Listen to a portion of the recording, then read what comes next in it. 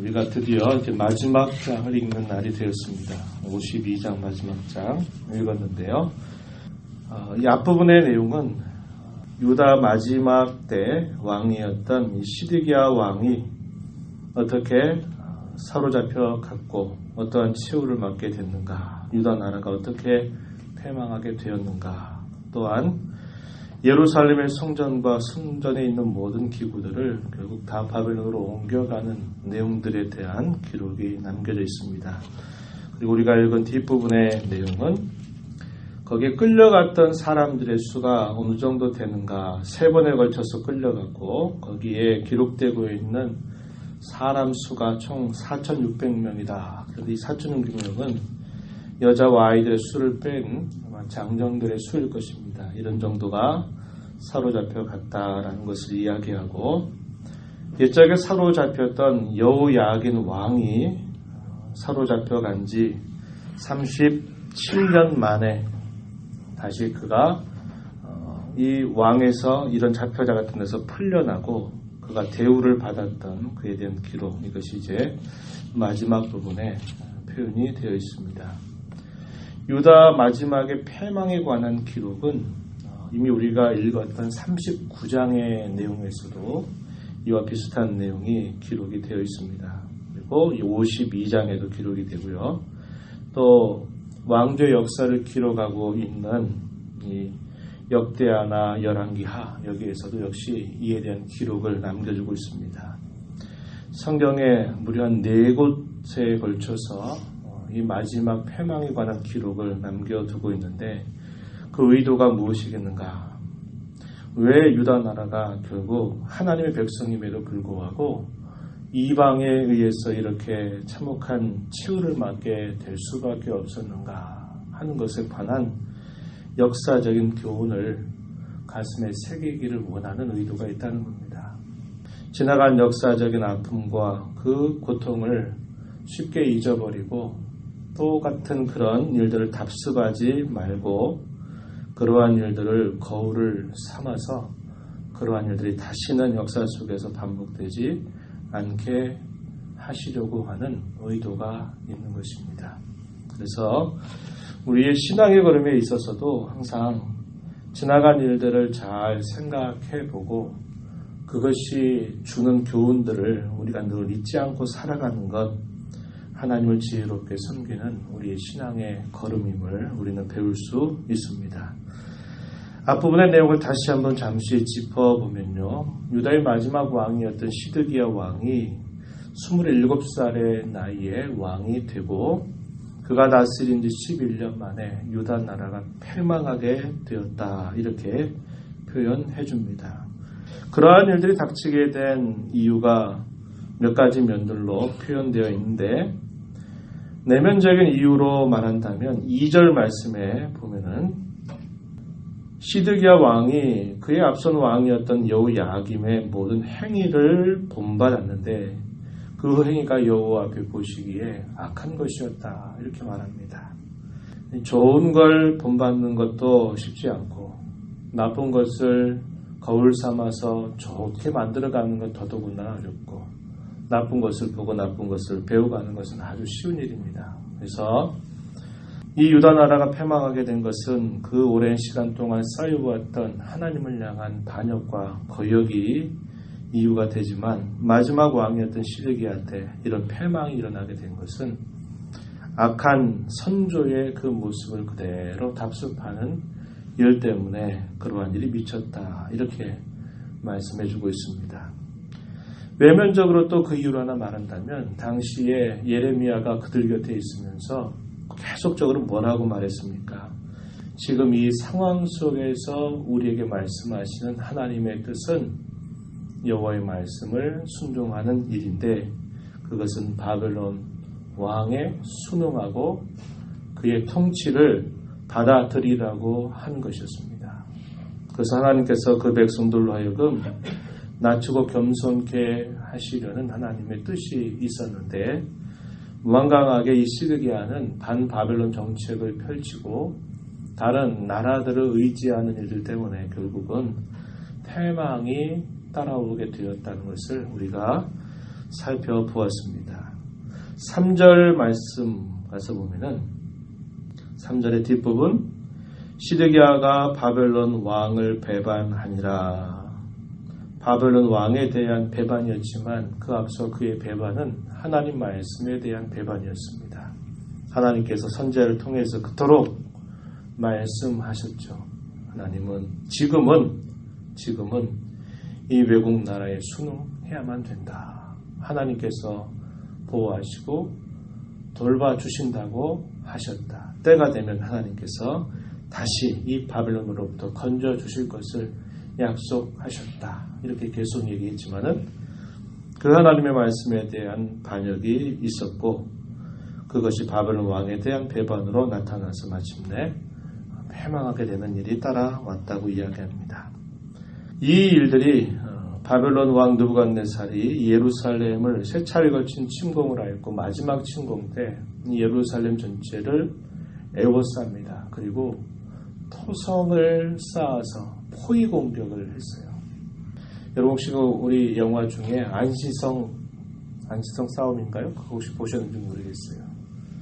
안시성을 점령하기 위해서 토성을 쌓아가지고 에워싸고 공격했던 그런 것처럼 당시 고대 전쟁에서 숫자가 많을 때 깨뜨리기 어려운 그런 어떤 요새와 같은 데를 무너뜨릴 때 포위해서 거기다가 토성을 쌓아가지고 공격을 해버린 겁니다. 그래서 1년 반 정도 기간 동안 꼼짝 못하도록 포위를 해버리니까 이 예루살렘 성벽에 사는 모든 유다 백성들이 줄여 죽는 겁니다. 먹을 것이 없어서 사람들이 굶어 죽고 기근이 심하게 되면서 어찌할 수 없는 겁니다.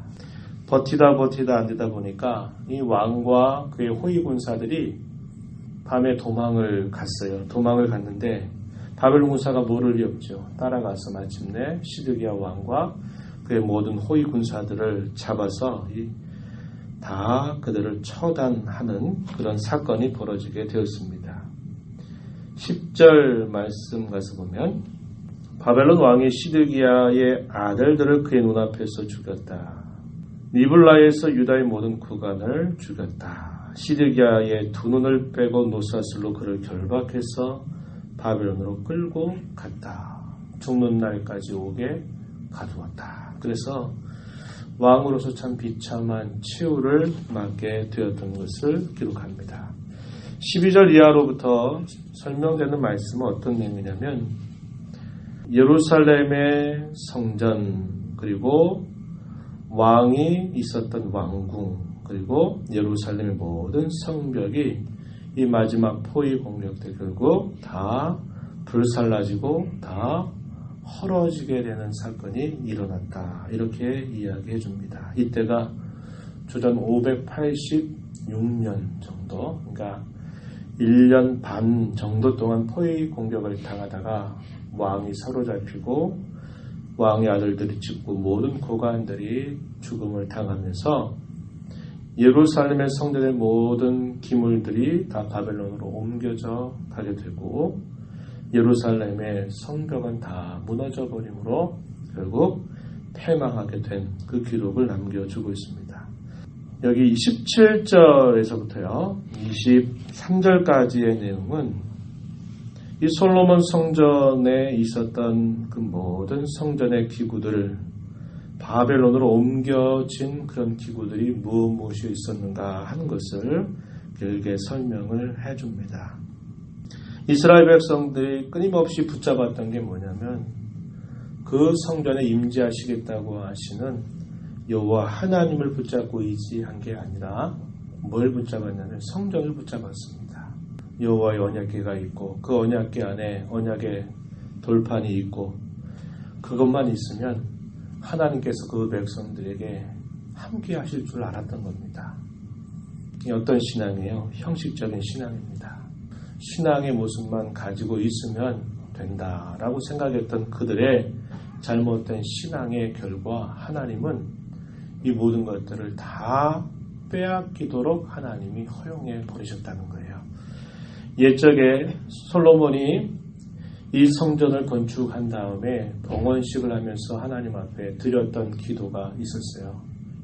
이 백성들이 행하나 하나님 앞에 범죄하고 이 땅에 기근이 들고 전염병이 돌고 또 침략을 당할 때에 이 성전을 향해서 기도하면 하나님께서 기도를 들어달라고 부탁했고, 행여나 이방 나라의 그런 압제 가운데 있다 하더라도 이 성전을 향해서 기도하면 하나님께서 해방시켜달라고 구원해달라고 하는 것을 하나님 앞에 간곡하게 요청했었습니다.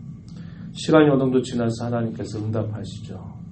너희가 내 말을 잘 듣고 나와 함께 이 언약을 잘 지켜 산다면 네가 기도했던 모든 기도의 내용들을 내가 다 들어주겠다. 하지만 나를 떠나고 내 말을 거역하고 나를 멀리하게 된다면 내가 이 성전이라도 던져버릴 것이다 라고 하나님께서 말씀을 하신 바 있었습니다. 솔로몬 기도에 대한 하나님의 응답이 있었어요. 뭘 말씀합니까? 성전만 있으면 된다. 언약궤만 있으면 된다. 이걸 말하는 게 아니라 하나님을 향한 진실한 신앙과 하나님을 향해서 찾는 그러한 하나님을 의지하고 신뢰하는 그것이 없다면 이 성전이 너희를 지켜주리라고 생각하지 말아라. 이건 아무것도 아니다 라고 말하고 있는 것입니다. 하나님이 이런 큰 수치와 수모를 그들로 하여금 경험하게 하신 것은 이들의 잘못된 신앙이 어떠했는가를 하나님께서 깨우쳐 주시려고 하시는 의도가 있었던 것입니다. 이러한 일들 쭉 일어난 내용들이 기록이 되고요. 31절 우리가 읽었던 마지막 부분에 가면은 이 느부갓네살 왕이 죽고 난 다음에 왕조가 바뀝니다. 에윌 무로닥이라고 하는 왕이 바벨론 왕으로 즉위했던 원년, 여호야긴이 옛적에 포로로 잡혀간 지 37년이 되던 해, 이때가 562년 정도가 됩니다. 그러니까 패망이 되고 난 다음에 약 한 26년 정도 지났죠. 그러고 난 다음에 왕조가 바뀌면서 이 여호야긴 왕이 풀려나게 되는 그런 사건이 기록되죠. 31절 중간에 보면은 그가 유다의 여호야긴 왕의 머리를 들어주었고 감옥에서 풀어주었더라. 그에게 친절하게 말하고 그의 자리를 그와 함께 바벨론에 있는 왕들의 자리보다 높이고 죄수의 의복을 갈아입혔고 그의 평생 동안 항상 왕의 앞에서 먹게 하였다. 그리고 죽는 날까지 종신토록 그가 쓸 것을 바벨론 왕에서 받아 살았다. 이렇게 기록해 주어서 하나님께서 옛적에 약속하셨던 그 말씀이 여호야긴에게 그대로 응하게 됨을 말해줍니다. 이것은 하나님께서 그 백성을 여전히 불쌍히 여기시고 계시다는 것이고, 비록 역사적으로 유다 나라가 패망은 겪게 되지만 하나님이 말씀하신 대로 바벨론 70여 년이 차게 되면 내가 바벨론을 다 그들의 죄악을 따라서 심판하고 내 백성들을 다시 끌려 나오게 하겠다는 겁니다. 그들을 다시 회복시키고 그들에게 다시 번영을 주시겠다고 하는 하나님의 약속이 여전히 실현되고 있다라는 것을 보여주고 있는 것입니다. 저와 여러분이 마지막 장의 내용을 읽으면서 우리는 이 역사적인 교훈을 잘 생각해야 된다고 하는 것이죠. 하나님을 향한 그런 반역과 거역이 가져다주는 그 결과가 무엇인가를 보면서 우리가 이 땅에 사는 날 동안 늘 하나님을 모시고 살아가는 것이 우리의 삶의 가장 큰 가치와 영광으로 여기면서 하나님을 신뢰해야 됨을 배우게 됩니다. 우리의 신앙이 우리의 속이 없고 내용이 없는 형식적인 신앙생활에 젖어들게 되면 병들어가게 된다는 것을 우리가 꼭 기억을 해야 합니다. 새해를 시작한 지 이제 조금 지나가지만 우리의 마음으로 하나님을 언제나 진실하게 찾고 하나님을 의지하고 우리가 무엇을 하든지 간에 하나님의 뜻을 묻고 하나님의 도우심을 언제나 의뢰하면서 매일매일을 살아가는 것 대단히 중요하고 큰일입니다. 어려운 일 만날 때 하나님을 찾는 것도 중요하지만 그러한 어려운 일들이 닥치기 전에 매일매일 우리에게 생명 주시고 호흡 주신 하나님을 의지하고 인도를 바라고 보호를 구하고 하나님의 뜻을 구하는 자로 늘 살아가는 삶이 우리에게 얼마나 중요함을 잊지 말아야 하겠다고 하는 겁니다. 하나님은 약속하신 말씀을 반드시 이루시는 분이시고 자기 백성을 향해서 갖는 하나님의 긍휼과 자비는 끝이 없다라는 것을 우리는 다시 한번 깨닫게 되는 것이죠. 이런 하나님의 사랑과 은혜 가운데 우리가 이 땅에서 매일매일 살아가고 있음을 기억하면서 이 한 주간 흩어진 교회로 살아가는 우리의 삶의 자리 속에서 하나님을 찾고 바라고 신뢰하며 살아가는 복된 삶이 되기를 진심으로 바랍니다. 하나님 아버지 감사합니다. 이 새벽 시간에도 저희들을 불러주셔서 주의 크신 은혜와 긍휼을 힘있게 해주심을 감사합니다.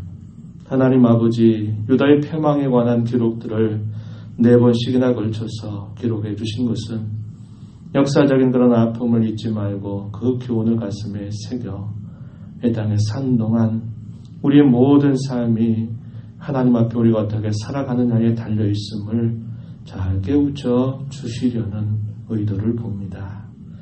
하나님을 형식적으로 대하지 않게 하시고 저희들의 마음을 다하여서 하나님을 언제나 사랑하고 또 하나님을 의지하고 신뢰하는 삶을 살게 하여 주옵소서. 무엇을 하든지 하나님께 기쁨이 되기를 소원하며 살아가게 하시고 가정에서 일터에서 또 살아가는 저희들의 삶을 통해서도 하나님의 영광을 구하며 살아가는 복된 저희들의 삶이 되게 하여 주시옵소서. 언제나 긍휼과 자비를 한량없이 베풀어 주신 아버지 넉넉한 사랑을 언제나 깨달아 알게 하시고 그 사랑으로 이 땅을 넉넉하게 주의 은혜 안에서 살아가는 저희들이 되도록 도와주시옵소서. 은혜의 보좌 앞에 나와서 간구하는 모든 심령들을 용납하시고 그 마음의 소원을 들어주시며 성령께서 음성을 들려주사 오늘 주와 함께 동행하는 삶 살게 해 주옵소서. 예수님 이름으로 간절히 기도하옵나이다. 아멘.